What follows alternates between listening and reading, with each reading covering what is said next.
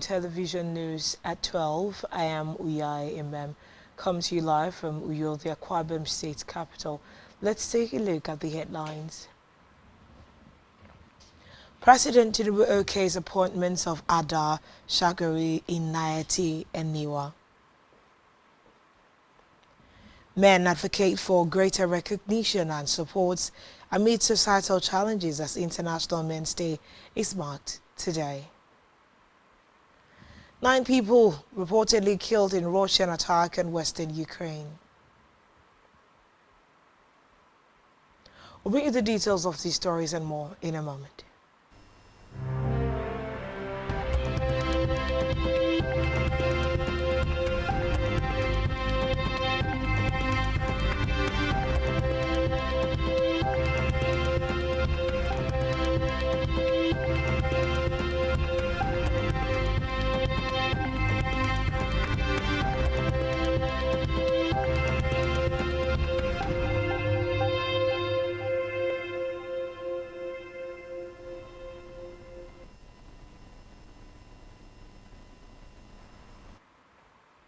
Good afternoon and thanks for joining us. We head down to the national scene where Mr. President Bola Ahmed Tinubu has approved changes in 2 key federal agencies, the National Inland Waterways Authority, NIWA, and the Nigeria Extractive Industries Transparency Initiative, NIATI.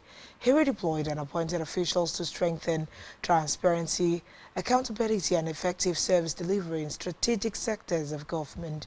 The changes were contained in a statement issued by the Director, Information and Public Relations in the Office of the Secretary to the Government of the Federation, Segun Imosen.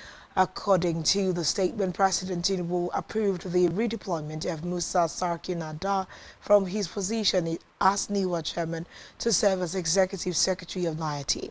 Mukhtar Shehu Shagari was appointed as the new NIWA chair to replace Ada. The president urged the newly appointed men and redeployed officials to approach their responsibilities with patriotism and professionalism.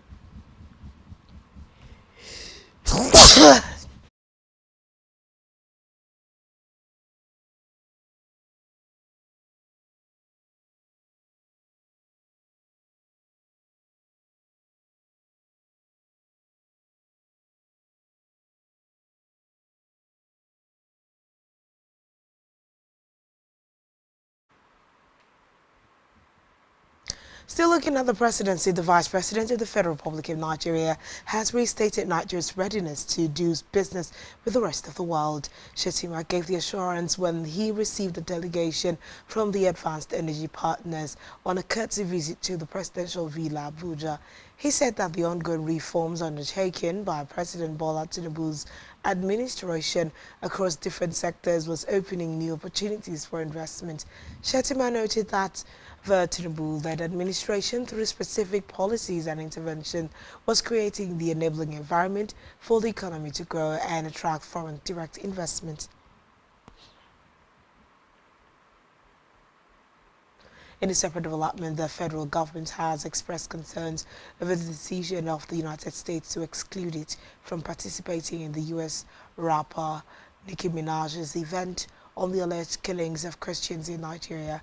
The Minaj event, which was held at the United Nations headquarters in New York in collaboration with the permanent mission of the U.S. to the United Nations, was against the background of the ongoing accusation by the United States alleging Christian persecution in Nigeria. Affairs permanent mission of Nigeria to the UN, Soto Vendoni, has said that the decision to exclude Nigeria from the discussion held at the UN headquarters in New York was themed "Shaving Our Head in Our Absence." The Nigerian envoy, however, refuted the ongoing accusations by the U.S. authorities alleging Christian genocide in Nigeria, which the Nigerian authorities have repeatedly rejected. In the meantime, the federal government has launched an emergency call center, an ambulance system to provide prompt and efficient emergency medical services to residents, particularly in cases of flooding, fire outbreaks, road accidents, and other emergencies in Cross River. The Coordinating Minister of Health and Social Welfare, Professor Mohammed Pate, who was represented by the Programs Manager of the National Emergency Medical Service and Ambulance System, Dr. Dobra Emoran, during the flag-off ceremony at the General Hospital in Calabar, said the initiative is aimed at providing emergency medical services to Nigerians, especially the poor and vulnerable, adding that citizens can now access pre-hospital care and ambulance transport services.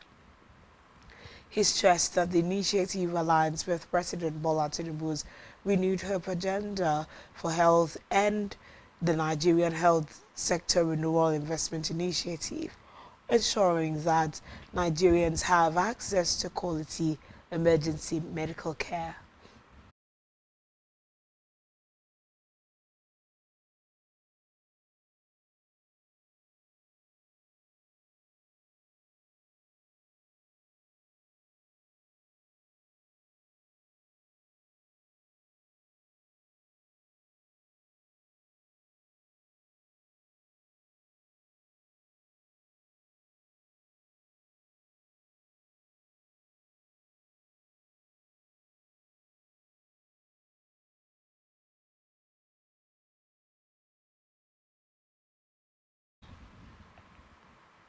Now to the red chambers. There has been worries growing by the abduction of 25 students of the Government Girls Comprehensive Secondary School, Maga in Kebbi State. The Senate has urged President Bola Tinubu to immediately approve urgent recruitment of at least 100,000 Nigerians into the military to further boost security in the country. This was just as it set up an ad hoc committee to carry out thorough investigation into the fund expended so far on the Safe School initiative, while calling for the rescue of all the students from the abductors. The Senate resolutions were sequel to an urgent motion sponsored by Senator Yahaya Abdullahi on the abduction of the schoolgirls in the early hours of Monday. Presenting the motion, Senator Abdullahi said the abduction of the students and killing of the school vice principal by bandits was a dirty slap on the face of the nation, which must be seriously looked into and urgently addressed. In another development, the Independent National Electoral Commission (INEC) has revealed the major obstacle to real-time election result uploads. Chairman of the Commission, Professor Joash Amopiton San, while speaking at the 2025 Digital Nigeria International Conference and Exhibitions in Abuja, said despite major gains achieved through the deployment of the bimodal voter accreditation system, poor telecommunications connectivity remains the Commission's biggest obstacle to real-time result uploads. Professor Amopiton, represented by National Commissioner May Agamuche, acknowledged that the uneven quality of network coverage across Nigeria continues to hinder seamless transmission of polling unit results to the INEC result viewing portal. Meanwhile, a statement by Chief Press Secretary to the INEC Chairman Dayo Ketola noted that while voter impersonation and multiple voting have been effectively curtailed, the Commission is still grappling with connectivity gaps in several parts of the country. Back here in Akwa Ibom State, the Governor, Pastor Moina, has called for unwavering loyalty and faithfulness amongst government workers as fundamental keys to effective and productive service delivery in the state. Governor Moina made the remark during the swearing-in ceremony of the state's new head of service, L.C. Peters, at the banquet hall, Government House, Uyo. Governor congratulated L.C. Peters for being the 7th head of the state civil service and the 4th woman to occupy the exalted office. Pastor charged the new appointee to run a civil service where the key ingredient will be loyalty to the state and the governor, and the acute understanding of the ideals that shape the government's Arise agenda. In the meantime, as Nigeria joins other nations to celebrate International Men's Day, the menfolk have continued to raise their voices on the need for greater recognition, support and understanding of the challenges facing men and boys in today's world. A cross-section of the menfolk in Uyo advocated for a shift in how society views masculinity, urging communities, families and institutions to create safe spaces where men can express vulnerability without judgment. They also stressed that while men are traditionally seen as protectors and providers, they also struggle with mental health issues, emotional burdens, and workplace or societal expectations that often go unaddressed. This year's theme, Celebrating Men and Boys, focuses on promoting positive male role models, strengthening men's mental and physical health, and highlighting the discrimination and societal pressure that often go unnoticed. Now to Africa. Tanzania's President Samia Hassan has said that the violence that followed the country's disputed October election could hurt access to international funding. Speaking as she swore in government ministers, Hassan said what's happened and had tarnished the country's image and reduced its chances of getting loans. She urged officials to focus on raising funds from domestic sources. Reports say Tanzania remains fiscally dependent on external financing, with aid still accounting for some 23% of government revenue in 2023. On the foreign scene, 9 people have been reportedly killed and dozens more wounded in a Russian attack on the western city of Ternopil, Ukraine. According to Ukraine's President Volodymyr Zelensky, a 9-story block of flats was hit in the strikes as Russia fired more than 470 drones and 47 missiles at Ukraine overnight. Reports say that 3 districts of Ukraine's second city, Kharkiv, were also hit by a massive drone attack which reportedly injured more than 30 people, including children. Still on the foreign scene, a U.S. federal court has blocked Texas from using new voting maps drawn by Republicans in an effort to shore up their majority in the 2026 midterm elections. The court said evidence indicated the new voting districts were racially gerrymandered and ordered the states to use the congressional lines they had in place before they redistricted earlier this year. Republicans in the state legislature withdrew voting districts mid-decade, sparking both Democrat and Republican-led states to follow suit and adjust their maps for a political edge ahead of next year's midterm elections. Meanwhile, Texas Governor Greg Abbott has vowed to swiftly appeal to the U.S. Supreme Court against the ruling. Still to come in the news. Teams for UEFA 2026 World Cup playoff.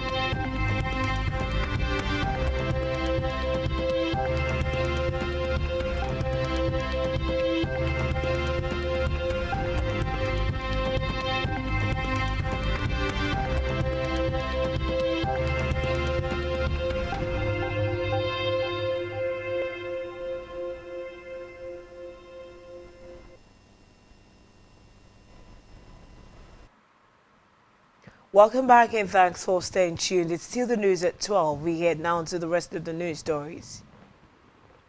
In the world of business, the federal government has commenced the National Single Window NSW user acceptance testing, with the first cohort of participating stakeholders marking a major step toward ensuring the unified technology-driven trade ecosystem becomes operational by March 2026. The technology vendor guided each agency and stakeholder through the NSW's onboarding process, system navigation features, and the operational framework designed to streamline the country's trade processes. The Minister of Finance, Wale Edun, and the Executive Chairman of the Federal Inland Revenue Service, Dr. Zaka Dedeji, visited the vendor to assess the level of progress recorded so far. Representatives from key regulatory and trade bodies participated in the inaugural session, including the Nigeria Agricultural Quarantine Service Standards Organization of Nigeria, National Environmental Standards and Regulations Enforcement Agency, the Nigeria Customs Service, the Council for the Regulation of Freight Forwarding in Nigeria, as well as importers, exporters, clearing agents, and freight forwarders. On our health news, the World Health Organization WHO representative and head of mission to Nigeria, Dr. Pavel Usu, has said that over 60,000 lives have been lost each year since 1990 due to antimicrobial resistance in Nigeria. Dr. Usu stated this in his message to mark the 2025 World AMR Awareness Week themed Act Now, Protect Our Present, Secure Our Future. The WHO stated that AMR occurs when bacteria, viruses, fungi, and parasites change over time and no longer respond to medicine, making infections harder to treat and increasing the risk of disease spread, severe illness, and death. According to Dr. Usu, AMR is a growing global threat, disproportionately targeting lower and middle-income countries and vulnerable populations.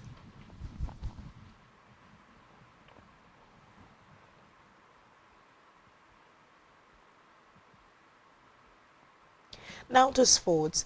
The teams for the UEFA players ahead of the 2026 World Cup have been confirmed following the conclusion of the main qualifying series yesterday. The teams include Team 1, Italy, Ukraine, Turkey, Denmark. Team 2, Wales, Slovakia, Poland, Czech Republic. Team 3, Kosovo, Republic of Ireland, Bosnia, Herzegovina, Albania, and Team 4, Romania, Northern Ireland, Sweden, Northern Macedonia. The winner of the Team 1 versus Team 4 semi-final will then face the winner of the Team 2 versus Team 3 from their path semi-final for a place in the USA, Canada and Mexico World Cup.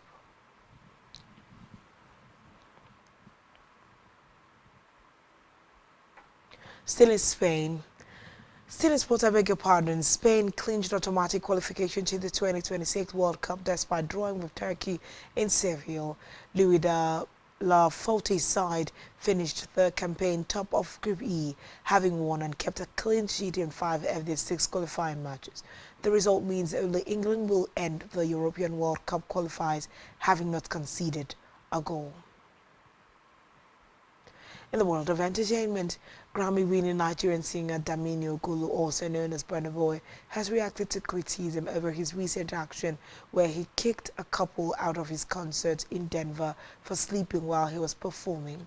However, addressing the issue during a recent live stream, Burna Boy stated that he did not beg for fans, boasting that he only values rich fans. Meanwhile, Burna Boy's response has sparked discourse about how he treats his fans, who are the main drivers of his musical success, with some allegedly threatening to cancel him.